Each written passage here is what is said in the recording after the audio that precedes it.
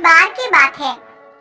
एक गांव में राजू और रवि नाम के दो आइसक्रीम व्यापारी अगल बगल के घरों में रहा करते थे।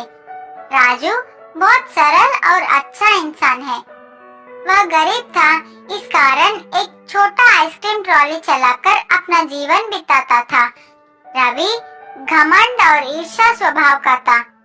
राजू की उस छोटे ट्रक को देखकर उसका मजाक उड़ाता था।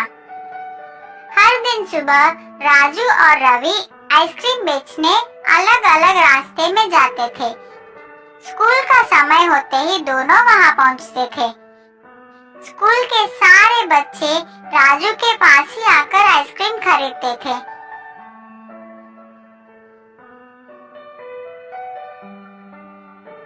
रवि का आइसक्रीम ट्रॉली तो बहुत सुंदर और बड़ी थी, लेकिन कोई भी रवि के पास आकर आइसक्रीम नहीं खरीदता।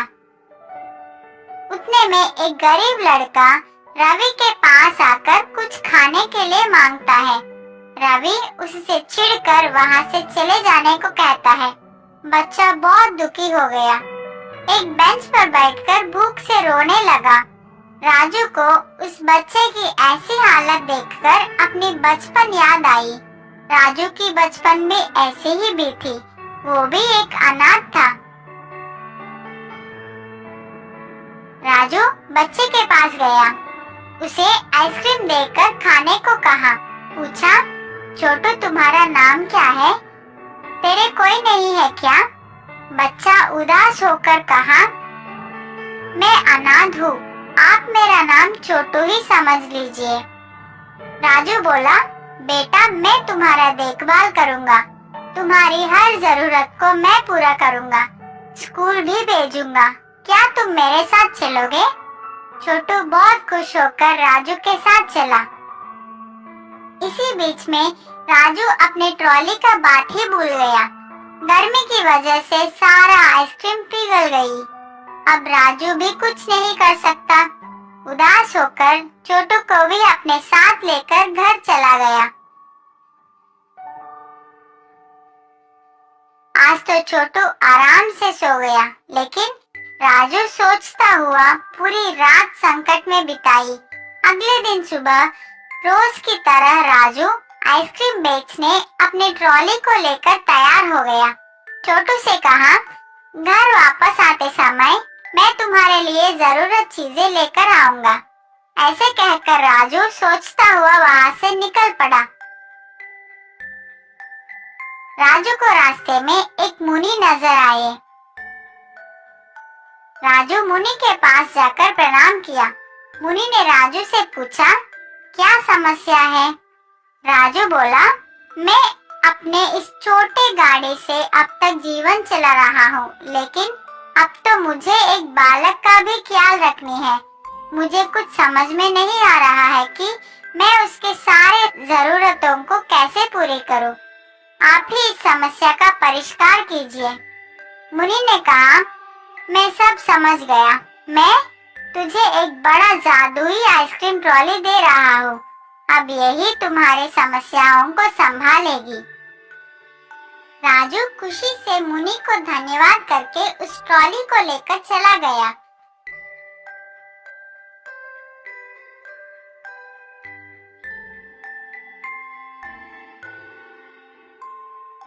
रास्ते में आइसक्रीम बेचता हुआ जा रहा था। इतने में उसको शक लगा कि इतने सारे आइसक्रीम कहाँ से आ रहे हैं? मैं तो इतना नहीं लाया। वह डब्बे को खोलकर देखा तो राजू चौंक गया। उसको समझ आ गया कि ये सब मुनि की महिमा है। रोज की तरह राजू स्कूल के पास आ गया। रवि को राजू की इस नए ट्रॉली को देखकर जलन होने लगा। राजू को इस दिन अच्छा व्यापार हुआ, बहुत पैसे भी मिले। उन पैसों से राजू छोटू के लिए नए बैग, पुस्तक, कपड़े खरीदकर घर लौटा। छोटू बहुत खुश हो गया।